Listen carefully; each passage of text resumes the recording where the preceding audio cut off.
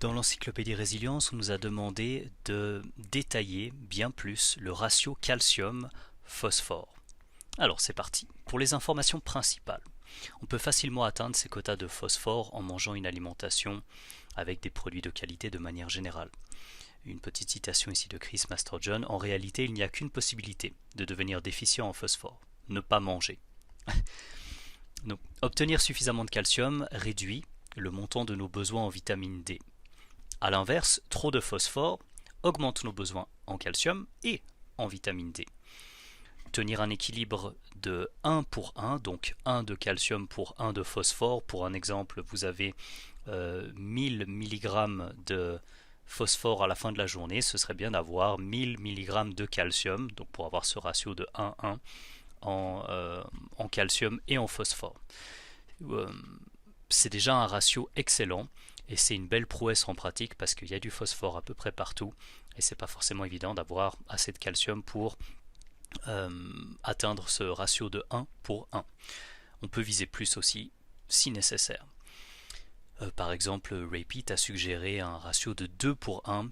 En pratique, je vous préviens, c'est extrêmement difficile à atteindre, mais c'est possible. Et on va aussi vous donner plus de détails maintenant. Donc pour aller plus loin, lorsque la production d'énergie cellulaire est faible, les cellules ont tendance à perdre très facilement leur magnésium. Le magnésium étant lié avec l'ATP au niveau intracellulaire, déplaçant la balance vers la molécule à plus basse énergie, donc l'ADP et pas l'ATP. Donc adénosine diphosphate, libérant par la suite, entre autres, du phosphate. Une augmentation du phosphate diminue la production d'énergie mitochondriale et provoque une peroxydation lipidique. Référence aux travaux de Kowaltowski et ses collaborateurs en 1996. Et à l'inverse, une diminution de sa concentration intracellulaire augmente la fréquence respiratoire et l'efficacité de la formation d'ATP. Référence ici aux travaux de Duhan et Karmazin de 1989.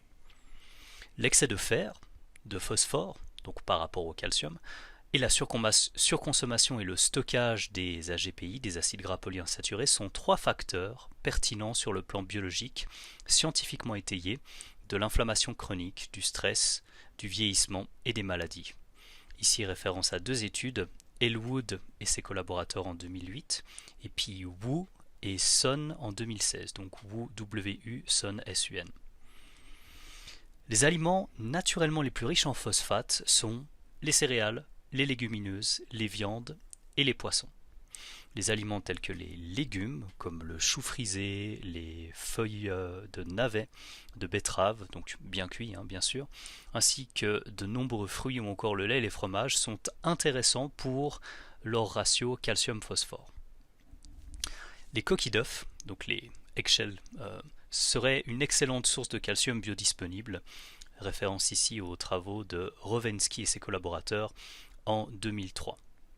Et si jamais vous avez la recette pour les coquilles eggshell sur le compte Instagram de Coach Moix, C-O-A-C-H-M-O-I-X, et puis vous avez la recette à disposition.